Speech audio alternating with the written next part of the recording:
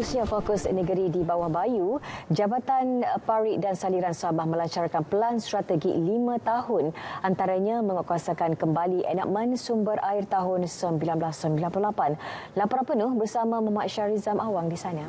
Ya, Tika. Jabatan Pengairan dan Saliran JPS Sabah akan menguatkuasakan enakmen sumber air 1998 berkaitan kebenaran penggamilan air daripada badan air. Langkah berkenaan adalah antara yang digariskan menerusi Pelan Strategik Organisasi PSO JPS Sabah 2021-2025. Timbalan Ketua Menteri merangkap Menteri Pertanian dan Perikanan, Datuk Seri Panglima Dr. Jeffrey Ketingan berkata, sekiranya dilaksanakan, kerajaan negeri mampu memperoleh pendapatan sekurang-kurangnya 17 juta ringgit setahun. Antara lain meletakkan fungsi pengarah JPS Sabah sebagai pengarah sumber air Sabah yang berkuat kuasa sejak tahun 2005 untuk menjalankan 3 fungsi utama, iaitu pengurusan tadahan air, pengurusan badan air dan pengurusan aktiviti-aktiviti air. Di bawah enakmen sumber air ini mempunyai kuasa memungut hasil daripada pengurusan sumber air ini. Sebenarnya bila-bila masa sebab enakmen sudah ada. Jadi kita akan aktifkan, kita pastikan semua persediaan untuk pemungutan hasil ini tersedia dahulu. Kalau boleh tahun inilah kita mula. Beliau berkata demikian kepada media selepas merasmikan pelancaran Pelan Strategik Organisasi PSO JPS Sabah 2021-2025 di Kota Kinabalu. Justru, Datuk Jeffrey berharap PSO yang mempunyai 4 teras utama dan 23 strategi ini dapat menyumbang kepada ekosistem pertumbuhan ekonomi Sabah selaras dengan aspirasi Sabah Maju Jaya, selain membantu terhadap penyelesaian isu banjir, hakisan tebing sungai serta pantai. Pewujudan Kompleks Bersepadu Imigresen, Kastam, Kuarantin dan Keselamatan ICQS di Bantul, Pagalungan. Itu antara inisiatif kerajaan mempertingkat tahap keselamatan negara termasuk mengekang kemasukan pendatang asing tanpa izin parti. Pembinaannya dijangka bermula tahun ini selepas status permohonan tanah diluluskan kerajaan negeri. Laporannya bersama Iswadiman Samsudin. Tapak ICQS Bantul sudah dikenal pasti di atas tanah berkeluasan 26.3 hektar. Kira-kira 25 km dari pusat kawalan imigresen sedia ada di Kampung Pagalungan. Kira-kira 2 km dari lokasi ICQS baru ini ialah Pos Lintas Batas Negara PLBN Indonesia di Labang yang dipisahkan oleh Sungai Pagalungan. Pewujudan ICQS itu nanti akan memudahkan urusan penduduk sekitar mendapatkan pasport, selain dapat meningkatkan kawalan pergerakan keluar dan masuk sempadan. Ia juga akan membantu peranan pelbagai agensi lain, antaranya untuk proses pendaftaran kelahiran anak, laporan kematian mahupun laporan aktiviti jenayah di kawasan berkenaan. Ini semua kita lakukan adalah kerana kemudahan ini perlu bagi mereka yang duduk pendalaman seperti kawasan kita ini. Kita tidak akan meninggalkan mereka yang jauh pendalaman begitu saja. Apabila siap kelak, ICQS Bantul yang dibangunkan demi kepentingan dua negara, Malaysia-Indonesia akan memberi manfaat besar kepada kira-kira 6,000 penduduk Pagalungan. Ini termasuk mempermudah urusan mendapatkan dokumen pasport menyeberang sempadan, PMS.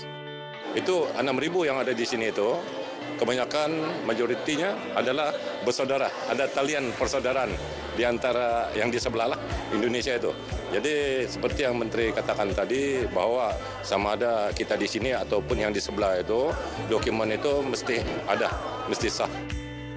Kami perlu itu pasport. Kalau kami tidak dapat pasport itu, kami tidak dapat pergi jumpa keluarga di sana. Syukurlah kalau sekarang ada pasport sudah karena buat di Pagalungan, mulailah kami jumpa keluarga di sana. Ya, saya sangat gembira dan berterima kasih kepada Kerajaan Malaysia karena memberi dengan pasport ini di Pagalungan. Sangat memudahkan kami lah untuk melawat keluarga di Indon begitu.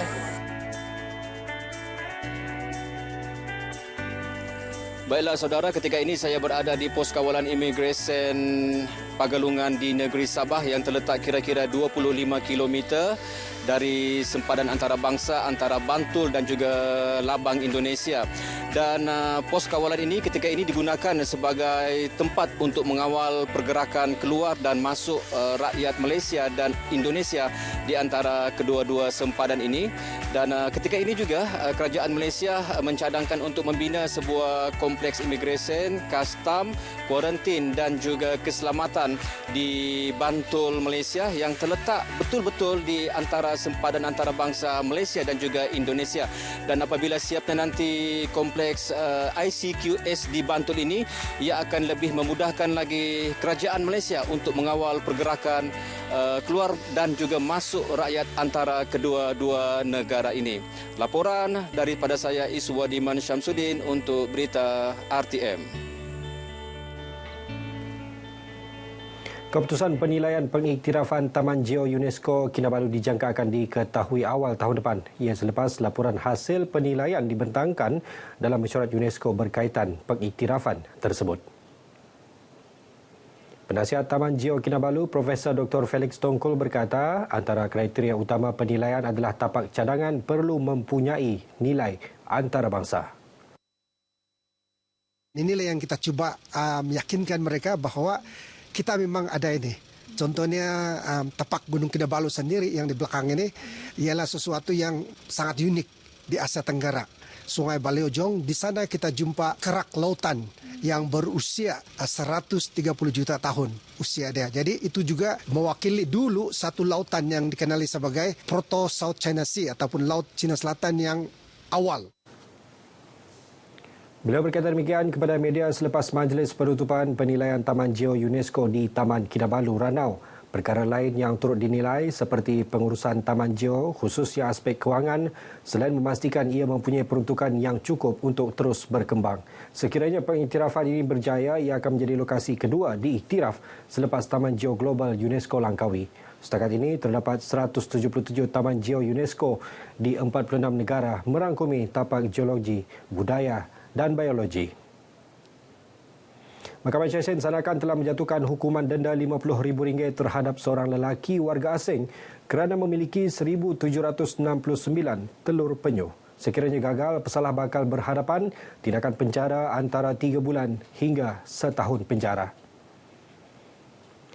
Hakim Mahkamah Sesyen Sandakan, Hakim Dharma Fikri Abu Adam menjatuhkan hukuman tersebut di bawah kesalahan di bawah Seksyen 41/1 dan 41/1/A Enakmen Pemeliharaan Hidupan Liar 1997. Tuduhan pada 15 Julai lalu bertempat di Kampung Bokhara, Karamunting, Sandakan. 3 agensi terdiri Jabatan Hidupan Liar, Jabatan Perhutanan dan Pasukan Gerakan Am PGA telah melaksanakan operasi bersepadu berjaya merampas 36 beg plastik yang mengandungi telur penyu jenis hijau serta menahan tertuduh yang tidak mempunyai dokumen diri. Pendakwaan diwakili Pegawai Pendakwa Jabatan Hidupan Liar Sabah Abdul Karim Dakok, sementara tertuduh tidak diwakili peguam. Tertuduh membayar denda tersebut seterusnya dirujuk kepada Jabatan Imigresen untuk tujuan pengusiran. Hasil rampasan akan dihantar ke Pusat Penetasan di Pulau Langkayan, Sandakan. Baik, paparan tadi mengakhiri bahan berita dari Sabah. Untuk lebih banyak lagi perkembangan dalam negara, terus saja bersama dengan Atikah. Silakan Atikah. Terima kasih Syarizam di Sabah.